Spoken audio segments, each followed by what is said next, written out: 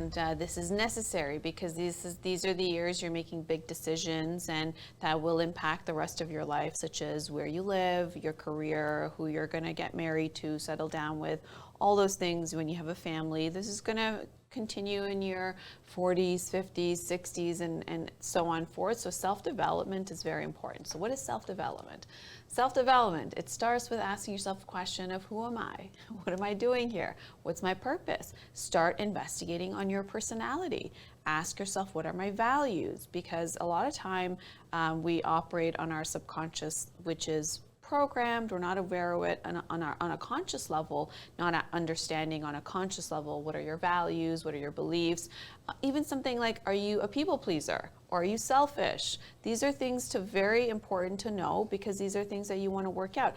Are you having reoccurring issues come up in your life, whether it's with friends, whether it's with certain things that keep reoccurring? Well, perhaps you realize that it's those things you've attracted to yourself. It's not the world doing things to you, but it's also it's happening to you to give you the opportunity to work on it. So this is what self-development is, and the more you do it, the more you let go of values that no longer align with who you are, the more you become very purposeful in your day-to-day activity, and then you start also, letting things go. If you're somebody who has a need to please, well, you're going to say yes when you don't want to say yes, and then your intention isn't aligned with your action, and therefore the results don't end up being in the right way.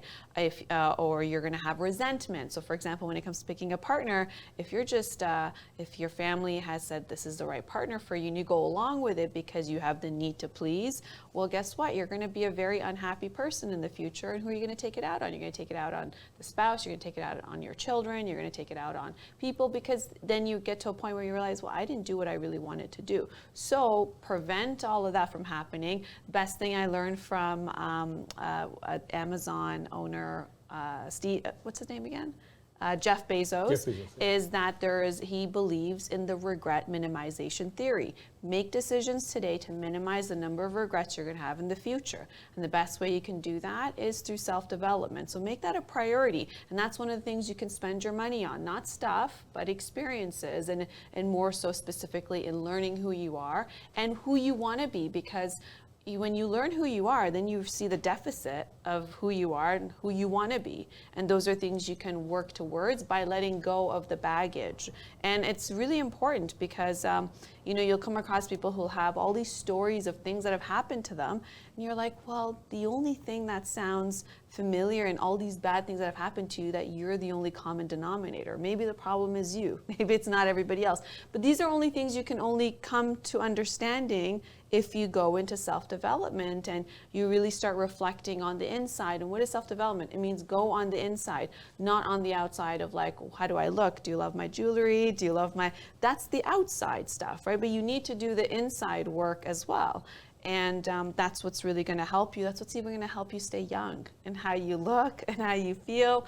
And so I would say self-development. And through that self-development, you can also add that to your career. Be the best you can in your craft. Like really hone in on your craft. You may have multiple, because you may be one of those lucky people who has like multiple skill sets, multiple gifts. Hone in on it. Be the best you can, because that's going to contribute to how you're going to work and how you're going to show up in your workplace, but also how you're going to show up as a human being and in your family and with your friends and just in community overall. Wow, you made some very good points and very interesting points. I'll just pick on two of them because my chance for picking up five is already over. So I'm just going to say two things that you just mentioned. You highlighted some very good points. Two things. Number one, your happiness. There's only one thing which you can rely for permanent happiness. That is your inside. 100%. Tell me one thing which can give you happiness from the outside world. Anything. Tell me any one thing, whether it's car or even your life partner for that matter, even your parents, brother, sister. Yeah. If you're feeling sad from within, if you're feeling sad from inside, there is no way your parents or anybody else or even doctors, do whatever you want to do. If you're feeling sad or unhappy from within, you're not satisfied, you won't feel happy. And get anything from outside world, money, house, cars, private jets, do whatever, go to vacation.